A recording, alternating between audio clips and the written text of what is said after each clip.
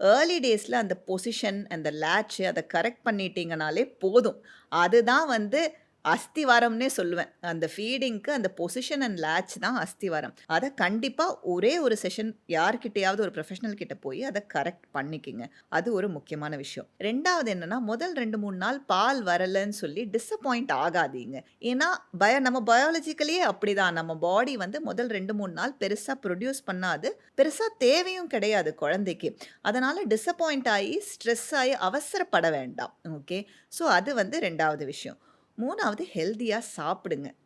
அதாவது என்னன்னா, இத சாப்பிடக்கூடாதா, அத சாப்பிடக்கூடாதா அந்த மாரி எதுவுமே கிடையாது. ஒரு ஆல்ரெடி ஹெல்தி மதர் நார்மலா இருக்காங்க அப்டின்னா, அவங்களுக்கு ஒரு ரெஸ்ட்ரிக்ஷனுமே கிடையாது. 4வது ஒரு நெறைய பேர் என்ன மிஸ்டேக் பண்ணுவாங்கன்னா, குழந்தை பிறந்தப்புறம் தண்ணி கம்மியா குடுப்பாங்க. அது எதனாலன்னு எனக்கு இன்னைய வரைக்கும் புரியல. பட் தண்ணி வந்து நெறைய குடுக்கணும். ஒரு 3 to 4 லிட்டர்ஸ் ஆஃப் லிக்விட்ஸ் வந்து அந்த அம்மாக்கள் கண்டிப்பா குடுக்கணும். 5வது ரொம்ப சம்டைம்ஸ் வந்துட்டு என்னன்னா, டூ மச்சா கூகுள் பண்ணி, ரொம்ப நெறைய வந்து ஸ்ட்ரெஸ் ஆயி, நெறைய கேள்வி கேட்கும்போது, உங்களுக்கு கன்ஃப்யூஸ்டா தான் ரெஸ்பான்ஸஸ் வரும். அத கொஞ்சம் பண்ணாதீங்க. இது வந்து என்னோட ரெக்கமெண்டேஷன்னு சொல்றத விட ரிக்வெஸ்ட் அப்டின்னே நான் சொல்லுவேன்.